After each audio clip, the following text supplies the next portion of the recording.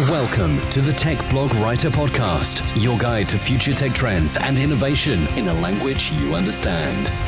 Now, over to your host, Neil Hughes. Welcome back to the Tech Blog Writer Podcast. You know what I did today? I'm going to let you into a little secret. I picked up the Christmas edition of the Radio Times, the legendary edition, for £4.50. Now, I know what you're thinking. Why do you want a printed magazine to tell you what's on the TV? You're a tech guy. And I completely agree with you. But, you know, growing up, I used to look forward to picking this magazine up, getting my highlighter pen out and highlighting what programmes I wanted to watch over the Christmas period. I somehow feel compelled to carry on that tradition. But the reality is we don't watch TV that way anymore, do we? We don't tune in at a specific time to watch a TV show. We watch what we want, when we want to watch it, and on what device we want to watch it. So maybe this is the last year I pick it up. What about you guys? Do you pick up the Christmas TV schedule every year, or am I on my own waving a flag here? The one show I am looking forward to, of course, is Dragon's Den. And for our US listeners, Dragon's Den is a lot like Shark Tank, I believe. And today's guest from a company called Xupo actually entered BBC's Dragon Den, faced those dragons, walked away with an investment, but then decided to go their own way. And that was actually the best thing that could have happened to them. So I don't want to reveal too much about their story. But rest assured, this one's a great one. So no matter where you're listening in the world, it's time for me to invite you back to my place today. I'm going to beam your ears all the way to the UK. So we can speak with Raj Sark from Xupo, who's going to share his tech startup journey, appearing on Dragon's Den and the experiences on the show, but also how they took their products on the road to CES in Las Vegas and the Mobile World Congress in Barcelona. Lots of value bombs here, so come along and we'll speak to Raj now. So a massive warm welcome to the show. Can you tell me a little about who you are and what you do? So I'm Raj Sark. I'm founder of Xupo. My life's journey has sort of led me onto this path of becoming a tech entrepreneur. I have been working with a number of new product development projects, or you call innovation projects, and finally ventured out sort of on my own 5 years back. Currently we are building the market for trackables. That is any item that can be made findable from your smartphone with an app and locatable via a peer-to-peer tracking network. With a low cost and long energy life tag and device that is essentially not a wearable, but attachable to any item of value. So from your keys to travel gear, find anything with your smartphone with Xupo. That's what we do. Now, I've reached that certain age where I can't find what I'm looking for most of the time. In fact, more often than not. And I end up thinking I'm losing my marbles here. But, I mean, there are a number of trackables out there to help with those senior moments like this. Yeah. But can you tell the listeners what Xupo is and also what makes it different to other trackables out there, such as Tile that immediately springs to mind? Oh, yeah, sure. So this is the number one question we get very often, even during sort of one-on-one meetings and conferences in London. Actually, there are more than 20, 30 different now similar solutions out there in the market, although Tile is the one comes up the most. I'll give you a rundown of what Xupo does and what Tile does, how we are similar or different. Well, maybe the best way to summarize is that the Xupo is an organic version of Tile. We appeal to a different set of people. Let me explain what I mean by that a bit more. We focus on a reusable design. So that starts right from your battery, which is user replaceable. Tile let you replace battery. And although we are priced about the same price point, around £20 per unit, if you think about it over 5 years, Xupo will still be costing you £20 plus £1, which is for a replaceable battery. And we want to offer that. That's part of one of our core propositions, to have replaceable design, replaceable battery. Also, we have a bit more modular hardware, so it's very easy to attach other sensors on top of the Xupo platform. And also we have a reusable software stack. So it's open. We have an open API approach. We have done a Kickstarter project and we let other developers build what they want on top of Xupo. And finally, many other interesting IoT apps. So the whole reusability is quite a fundamental part to our design and part of our core values of being profitable, eco-friendly, and sustainable. So that also goes into the way we design packaging, the user experience, and so on. And we are a much smaller team as well compared to many of the Silicon Valley big tech startups. But we are quite a close-knit team, and we have sort of Europe customer support, and currently many of our trade partners, that's Tesco, Amazon, Box, eBuyer, they trade with us because we are quite close, sort of a one phone call away here. And finally, essentially, our goal is not just to be different, but also what we can do to make a difference in the long-term aspects of Xupo users' journey. So when you opened up the platform on Kickstarter and asked users to see what they wanted to put on it, did you get any crazy ideas, any good ideas, or things that you thought, oh, actually, that's fantastic, why didn't I think of that? Yeah, we have we have worked with both a bigger company and also a couple of small local tech startups who uses the product, but in a slightly different, more as a remote control way. And that also made us thinking, opening it up to build more one of our in-house ideas, which was to use it as a selfie clicker. So it's an add-on to the product that helps you take the perfect picture with your smartphone. I think it was the first time I saw you guys was when you bravely entered the Dragon's Den, which for our overseas listeners is a hugely successful show here in the UK. But Can you tell me about your experience on the show? I mean, were the dragons intimidating as they look? Were you nervous? Because you certainly didn't look that way during your pitch. Well, the truth be told, we were probably a little nervous, but as we got going, I think we got into a good rhythm. And we were definitely hoping that Peter Jones, because of his experience in the telecom industry, would be interested in what we are doing, creating the market of trackables. And the Den has been a good experience as part of the Xupo journey.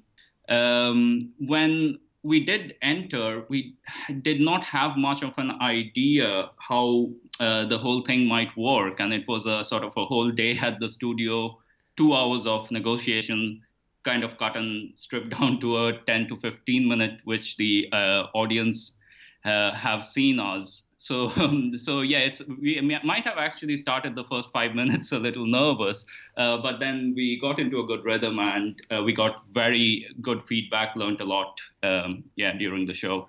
So it's not all wrapped up in 10 minutes like you see as a viewer? Not at all. There's a lot going on behind the scene.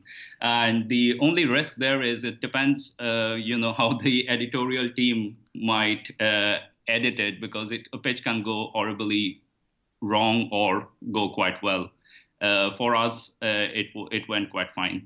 Now, you did at the end of the show receive an offer from Peter Jones, but then decided to go your own way. I mean, what happened there? Yeah, sure. So, yes, we chose to work with a former Acer executive who had built sort of Acer laptops market share here in the UK and across Europe, Mr. Bobby Watkins, who was offering us essentially what Peter Jones was going to offer in terms of his channels and network, besides just the sort of six-figure investment that was being proposed. And we also went into the Den a little late in our part of the journey. So the equity stake and the economics of the deal did not work out later. We had three sort of flagging points. One was the brand. There was a trademark issue. There was more sort of support needed on the product, and as well as the cash flow was such that we had to scale quite quickly from a small to large, whereas the funding may not have been enough to cover that. Under these circumstances, we had actually just mutually decided to not do the deal. Now, the media made it look a little different, except very, very few who had actually interviewed us. The story more went like Peter Jones pulled out from the deal based on a tweet. So I'm still happy to share the actual details here.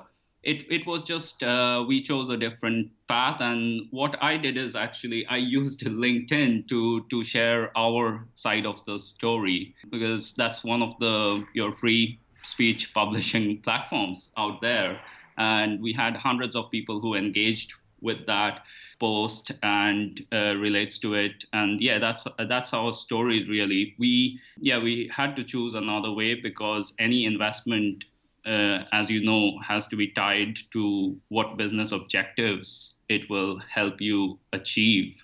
And by the time we actually walked into the den, like you say, which was way back in 2016, quarter one 2016, and by January 17, when the show actually aired, a lot of things had moved on and changed. So that's what it is. We had to adjust accordingly. The art of the pivot is so important, especially in startups now. And they do say everything happens for a reason. So although you might not have seen it at the time, are you glad now that that deal didn't actually happen? Yes, we are very glad the deal did not happen. We are not glad about the fact that we would not be able to work with someone like Peter Jones. We still massively respect him. But we do say we have a really interesting market and business proposition. And sometimes the team jokes because Peter is very close to becoming a billionaire.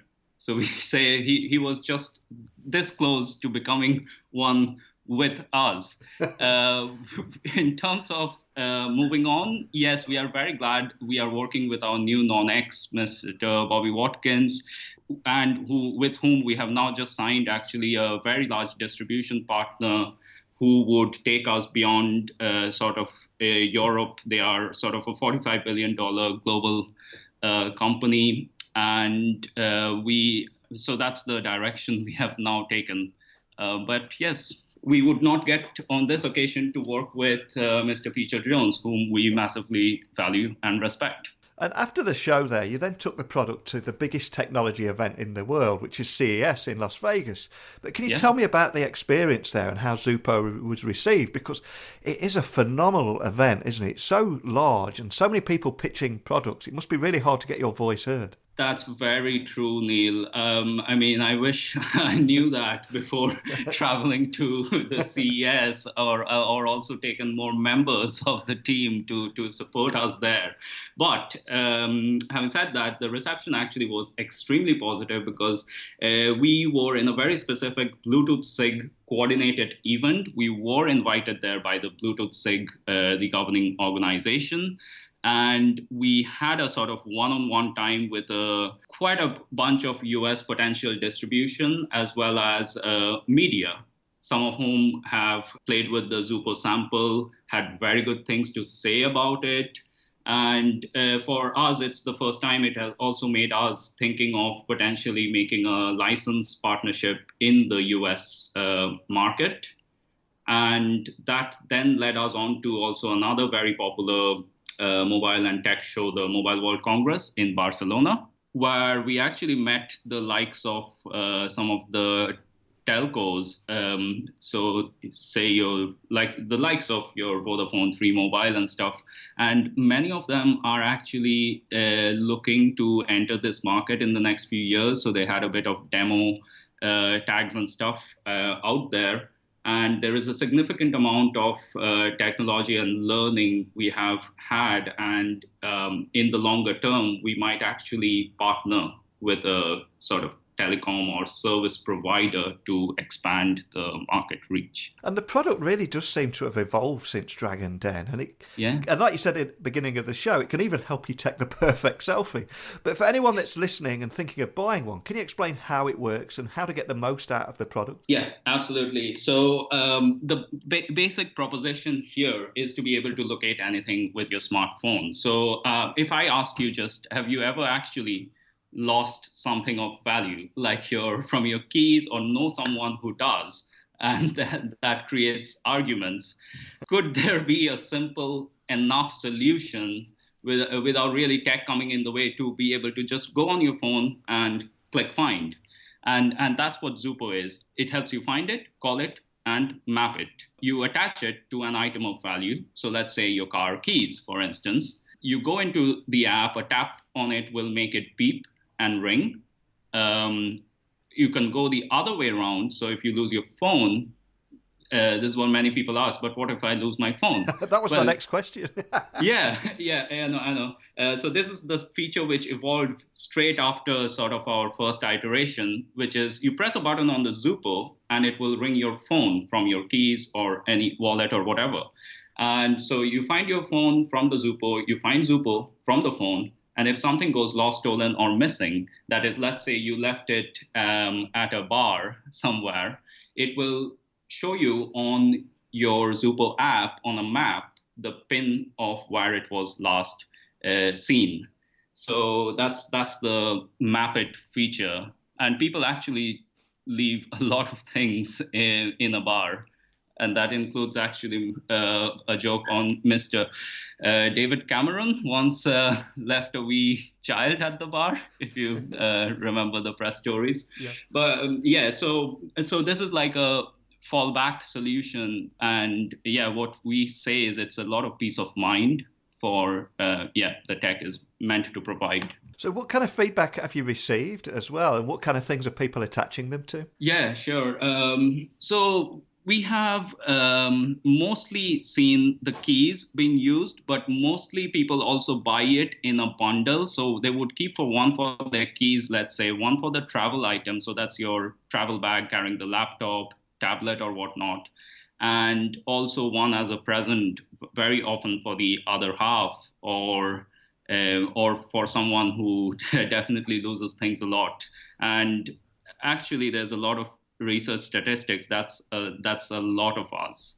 There is apparently almost 900 laptops that are lost in London Heathrow Airport alone every week. That's a Dell research. Given the amount of things, most of these are actually found back because you have your lost and found agencies and stuff sort of helping with that. But this is more of a proactive cure solution to be able to find anything through your smartphone account. So how big are they, the devices? I'm just thinking how it would work on a laptop. Yeah, sure. So our products, the Xupo, it is a coin-sized sort of locating device. So it's size of your £2 or sort of the $2 coin. And it fits very easily on the keys. It's very lightweight, actually less than 10 grams. Wow. And that has evolved a lot since some of our Kickstarter version, which was quite large. And the battery can last up to 1 year, and it is a replaceable battery. So during your startup journey, you've entered the Dragon's Den, you've attended CES in Las Vegas, and also had to navigate around a trademark issue. But for anyone listening at the beginning of their own startup journey and want to get on Dragon's Den and want to showcase their product at CES in Vegas, and they've run a search and they're listening to us today, what advice can you offer on how they should prepare and how to make these things happen in a reality? All right, that's a great question. I do get asked this sometimes, and also a lot on LinkedIn. Have these new ideas. What's next? And I think it's the very simple fact is the innovation is quite a journey. So if you are really sort of passionate about following something, do some research. First, find out if there is a market. That's one of the try to do some testing to see if there is a demand for the product that is perceived. And you probably have heard of this in your show earlier, but I'll mention it again, the Lean Startup by Eric Ries. Yeah. That gives you a lot of context on how to go about validating the market, and then start building a solution to meet that need. And if you want to go to, say, places like the Dragon's Den or the CES, it's all about timing it right. And so to be honest, we were probably a little late in our journey to have entered the Den. we had a BBC correspondent who had actually called us and say, the application is closing tomorrow, Friday, and this was on a Thursday. We were told, do you guys want to apply? And the reason they found us was maybe we did something good on SEO, and they found our website, contacted, and it was impossible to turn in that application that year. So we had to wait for one whole year again before we applied, got into the show, and so on. And similarly with anything for CES or the Mobile World Congress. So if you are in sort of the IoT space, mobile, these are definitely events, global events, which is worth going to. You will learn a ton, you will network with a lot of people, and I think just keep an active eye on it. When is the right time? The timing is quite important. And one of the first things we did, and I would advise any young entrepreneur to look at, is understand where their IP is, so where the intellectual property lies. You can protect it in a number of ways. If it is patentable, do file a patent, but it's also do the research on your trademarks, which obviously we didn't do too well and learned the hard way. But there's a lot of IP that will lie in your trade secrets, just know-how, market insights, and don't be afraid to, however, share your idea to the world, but keeping the fundamental fact of what differentiates it more of a secret or protected.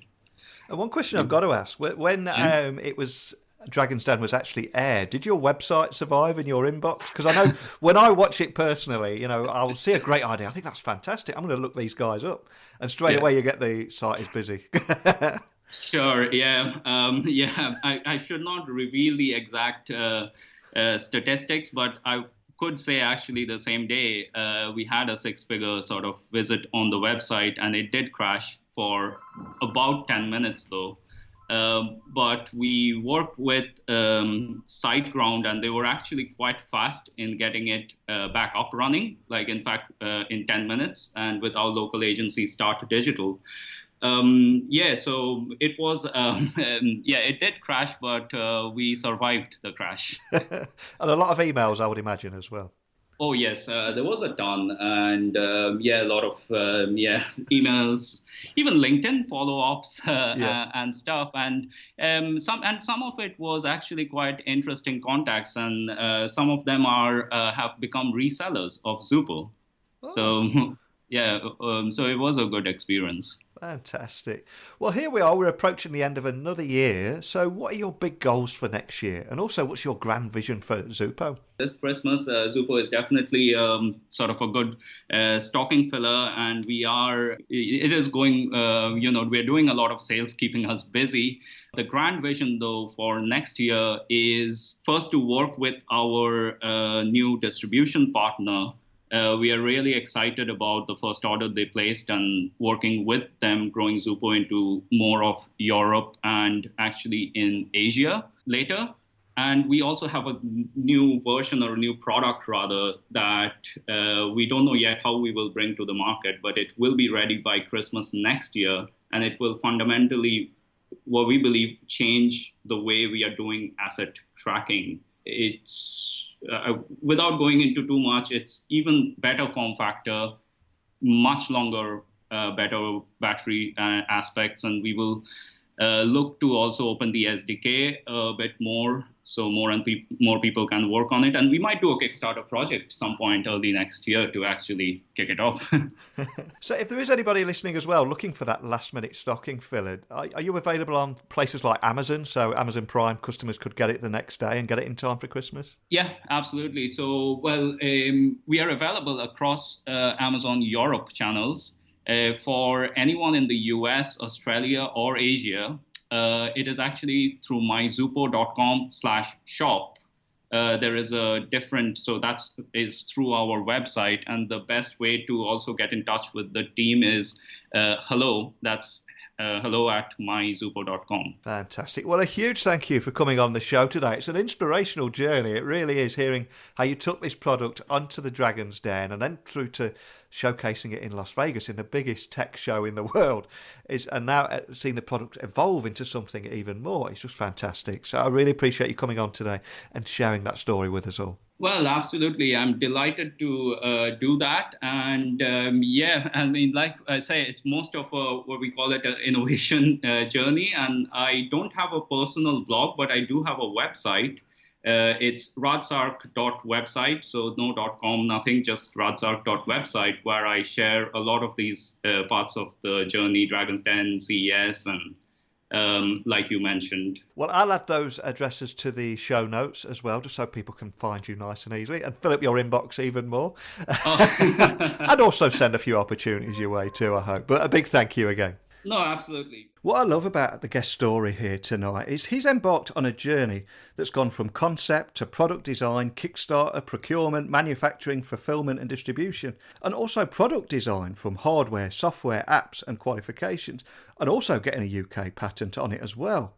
And Sark was delivering so many value bombs there and has so much experience, but took the time to come on the show today and offer advice for other tech entrepreneurs who maybe want to appear on Dragon's Den or showcase their product at CES in Las Vegas. So I cannot thank him enough for coming on today. I think it's a fantastic story. And there was also some interesting angles to their Dragon's Den program there and what really happens behind the scenes. So if you're thinking of actually going on Dragon's Den as a result of today's show, could you please let me know? Send me an email, techblogwriter@outlook.com, or tweet me at Neil C. Hughes. If I can put you in front of Raj and give you as much help, assistance and advice before you actually apply, I'll see what I can do for you there too. Let's see if we can put some of this valuable advice into real action with real results. How cool would that be if one podcast interview here kickstarts someone to go on the show, gets their investment, and ultimately the life of their dreams? Hey, people say I'm a dreamer, but you know what? I'm not the only one. So before I launch into singing John Lennon to you all, it is Christmas. Oh, there's another John Lennon song. I better shut up. I'm going to make my excuses. I'll get my coat and go now. But a big thank you for listening. And until next time, don't be a stranger. Thanks for listening to the Tech Blog Writer Podcast. Until next time, remember, technology is best when it brings people together.